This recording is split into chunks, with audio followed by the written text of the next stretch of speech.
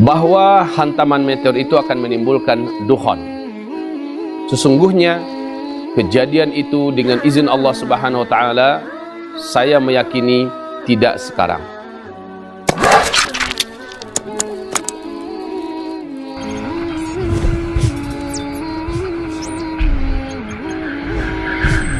Assalamualaikum warahmatullahi wabarakatuh. Waalaikumsalam warahmatullahi wabarakatuh.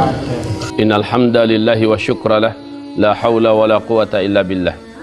Allahumma salli wa sallim ala Rasulillah sallallahu alaihi wasallam wa ala alihi wa sahbihi wa mawalah wa man tabi'ahu bi ihsan ila yaumil qiyamah. Allahumma la sahla illa ma ja'altahu sahla wa anta taj'alul hazana idza syi'ta sahla. Amma ba'du.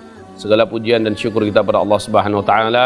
Dengan segala ujian yang sedang Allah timpakan kepada kita pada hari ini, kita masih tetap diberi oleh Allah Subhanahu wa taala rahmat untuk menjalani Ramadan dan berpuasa di siangnya, qiyam di malamnya, memperbanyak qiraatul Quran, memperbanyak zikir, berkumpul bersama keluarga dan bertaqarrub kepada Allah secara maksimal. Maka kita ucapkan alhamdulillah bi ni'matihi tatimmus salihah.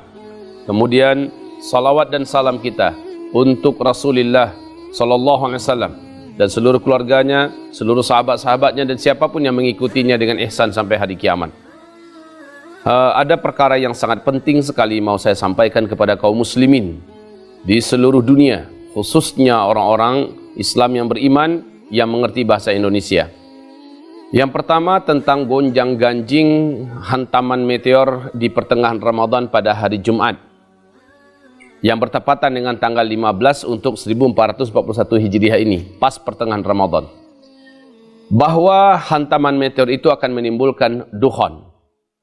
Sesungguhnya kejadian itu dengan izin Allah Subhanahu wa taala, saya meyakini tidak sekarang. Yang pertama, hadis itu adalah hadis yang dhaif jiddan, sangat lemah, dan juga menurut Ibnul Jauzi hadisnya adalah hadis palsu. Maka tidak pantas dan tidak boleh kita membangun akidah kita di atas dalil yang tidak jelas atau dalil yang dhaif. Syarat untuk mengambil keyakinan dan membina akidah itu adalah hadisnya wajib di atas sahih. Hadis sahih, hadis mutawatir. Dan apalagi kalau seandainya dalilnya jelas dari Al-Quran, maka sudah tidak ada yang perlu dikeragui lagi. Itu yang pertama. Yang kedua, syarat-syarat terjadinya hantaman besar. Yauma nabtishul arda yawma nabtishu batsyatal kubra. Pada hari kami hantam bumi ini dengan hantaman yang sangat besar.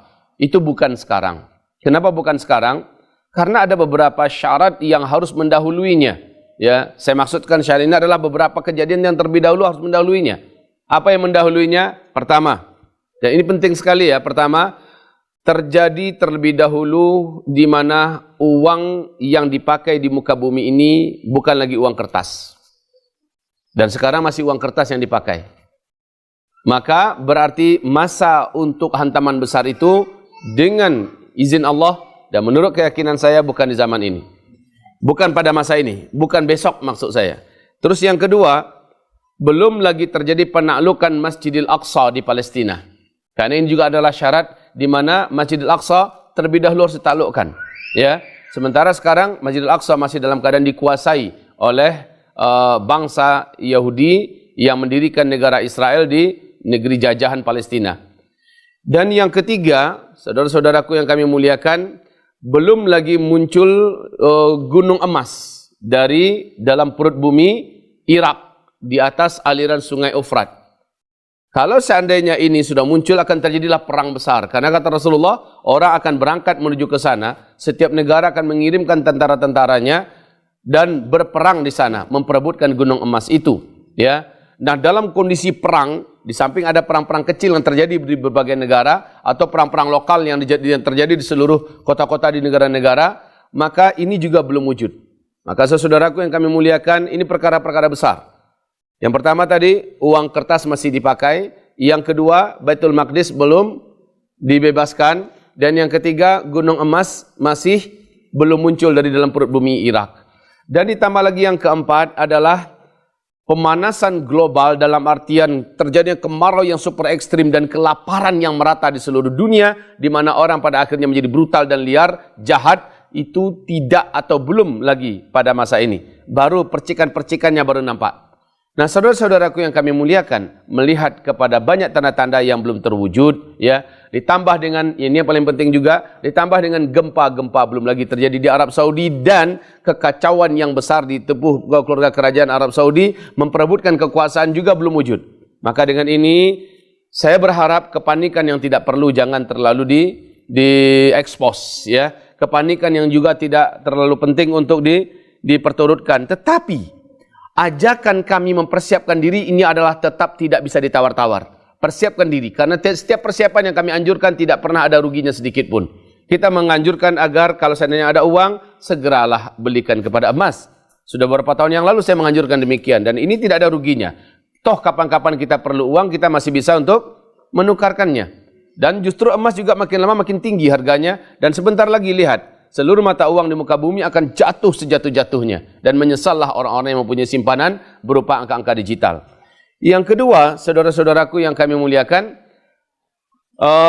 kita masih bisa untuk merasakan hari-hari kita dalam suasana yang boleh dikatakan walaupun sudah dikepung oleh corona, ya, kita masih bisa merasakan di mana suasana kita alhamdulillah tidak sampai kepada tingkat kelaparan global, di mana itu adalah juga sesuatu yang mesti terlebih dahulu terjadi.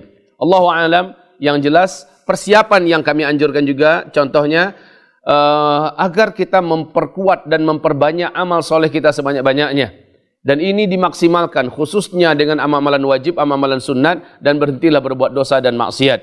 Kemudian yang ketiga yang kami harapkan kaum muslimin kami muliakan, apabila terhenti sekarang ini orang melaksanakan ibadah umrah dan besok ini haji entah bagaimana, bagaimanapun juga ini memang adalah salah satu di antara simbol-simbol atau tanda-tanda di antara tanda-tanda akhir zaman itu. Akan tetapi ini bukan berarti tanda-tanda akan datangnya hantaman meteor di bulan Ramadan seperti yang digambarkan di dalam hadis riwayat Nu'aim bin Hammad.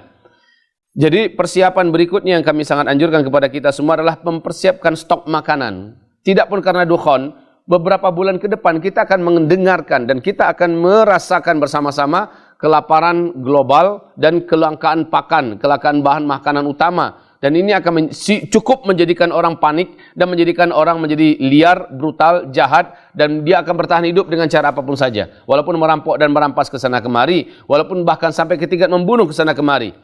Dan untuk mempersiapkan ini penting sekali. Nah, ini juga tidak ada ruginya. Apa? Kalau kita kumpulkan padi, umpamanya kita stok beras bisa bertahan selama 6 bulan, 1 tahun ke depan, ini masih bisa kita nikmati. Kalau tidak terjadi apa-apa dan terjadi kelangkaan pakan, kita masih bisa memakannya. Apa sulitnya kaum muslimin yang kami muliakan? Ya, jadi dalam hal ini mumpung kita masih tenang, mumpung kita masih lapang, kondisi kita masih bisa beribadah dan berdoa kepada Allah, ini yang mesti diperbanyak. Berdoalah kepada Allah Subhanahu wa taala, maksimalkanlah doanya. Adapun nanti malam apa yang terjadi, serahkan pada Allah. Besok apa yang akan terjadi, serahkan pada Allah Subhanahu wa taala. Janganlah sampai ada yang berhenti kerja, kemudian dia pergi menyembunyikan diri ke dalam tengah hutan. Jangan pula ada yang langsung menjual rumah, kemudian dia bertekad langsung tinggal di bukit-bukit, di gunung-gunung.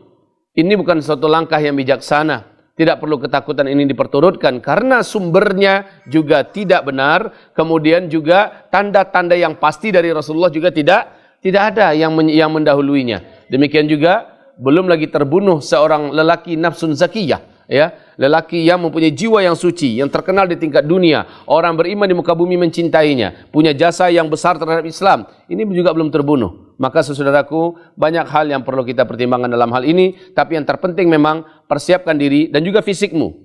Ini juga saya sangat anjurkan. Fisik kita persiapkan sesehat-sehatnya fisik, seringan-ringannya fisik. Jadikanlah kita memiliki kemampuan bela diri dalam berbagai jenis senjata tangan kosong dan senjata tajam, ya. Karena ke depan adalah hari-hari berat untuk melindungi diri kita, melindungi nyawa kita, melindungi agama kita, melindungi kehormatan keluarga kita. Hari-hari berat, apapun itu bentuknya, persiapkanlah diri. Sebaik-baik persiapan adalah kita mengikuti sunnah Rasulullah SAW. Kita berenang dengan handal, kita memiliki kemampuan bela diri, kita memiliki kemampuan gulat, kita memiliki kemampuan untuk menguasai senjata-senjata manual, samurai, pedang, double stick, dan juga panah dan sebagainya, dan juga kita tangkas dalam berkuda. Maka ini adalah sunnah-sunnah dari Rasulullah sallallahu alaihi wasallam. Ini yang paling saya anjurkan. Kemudian bila kita memang punya harta, stop. Sebaiknya tidak usah lagi dengan harta itu, ya.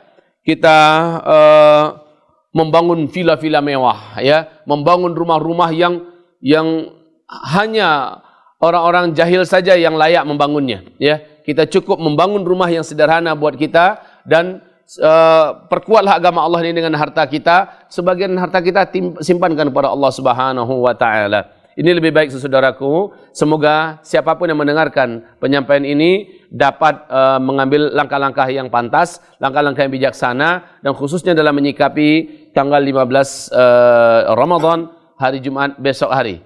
Namun sekali lagi, kalau ada yang ingin merapat, umpamanya saya ingin ada villa saya di atas Bukit Anu, ya sudahlah, pergi saja, niatkan ke sana untuk memperbanyak ibadah satu malam ini, kemudian juga merubah-rubah, ganti-ganti suasana. Dan kalau seandainya memang ada kumpulan-kumpulan yang baik, silakan merapat ke sana, tetapi tidak dengan keyakinan bahwa besok terjadi hantaman meteor yang menimbulkan dukhon. Insyaallah tidak. Allahu a'lam. Kalau saya mengatakan peluangnya sangat kecil, ya sangat kecil. Kalau boleh dikatakan berapa persennya, 97%-nya adalah tidak terjadi, 3%-nya mungkin saja terjadi. Sekali lagi serahkan kepada Allah ilmunya. Amin ya rabbal alamin. Tapi mempersiapkan stok makanan di rumah untuk sekarang ini sudah harus. Dan hal ini jangan sampai ditunda-tunda. Sebab setelah ini kita memang akan menghadapi hari-hari di mana bumi mengalami kesulitan untuk mendapatkan makanan pokok karena kasus corona ini. Ya, jadi demikian saja yang dapat kami sampaikan di pagi hari ini untuk seluruh kaum muslimin. Ini adalah hari Kamis, tanggal 14 Ramadan ya. 14 Ramadan bertepatan dengan berapa Mei sekarang? 7 Mei. Ya, bertepatan dengan tanggal 7 Mei.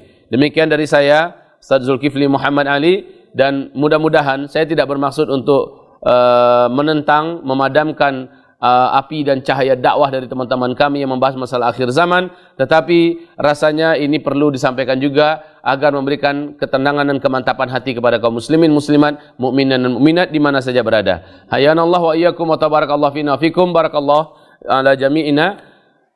Taqabbalallah minna ya karim. Allahumma amin.